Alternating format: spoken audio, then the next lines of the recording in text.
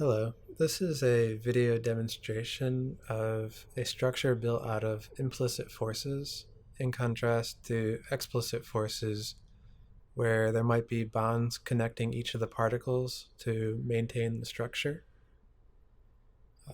Specifically, a version of the Lennard-Jones potential is used, which is made for noble gases, but it has interesting behaviors, so I've used it here. And now I'll enable a weak gravitational force. The colors here are showing the different forces, red being a repulsive force and blue being an attractive force.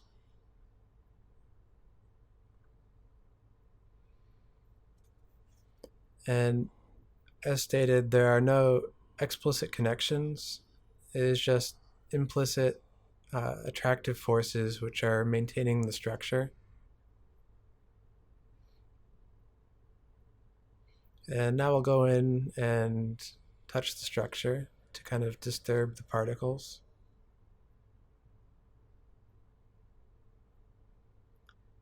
And as I do this, the particles will either maintain their disturbed shape, or in some cases, they will realign to form kind of a structure with least energy.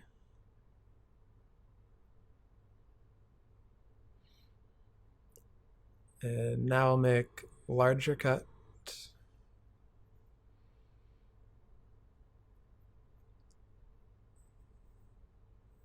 And now you can kind of see the top portion of the tower is starting to slide down. This is because the gravitational force is now overcoming the collective forces from the particles which once held up the tower. And now it's about fallen to the ground.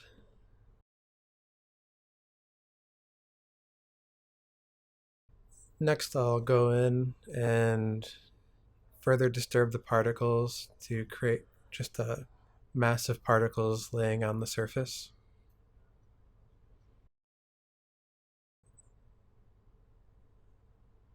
And then I'll go in and kind of try to sculpt the particles back into some sort of structure. This is merely a test to see if the particles will kind of naturally hold some form.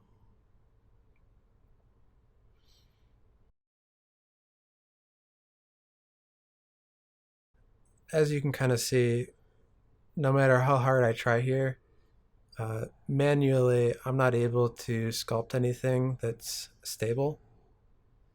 This is kind of showing the importance of alignment within structures and maintaining their form. In atomic structures, there's many different particle orientations which lead to different material properties.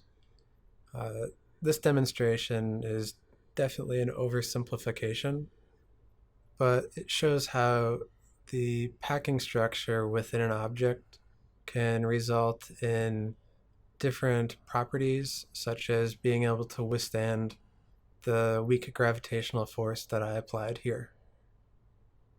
Thank you.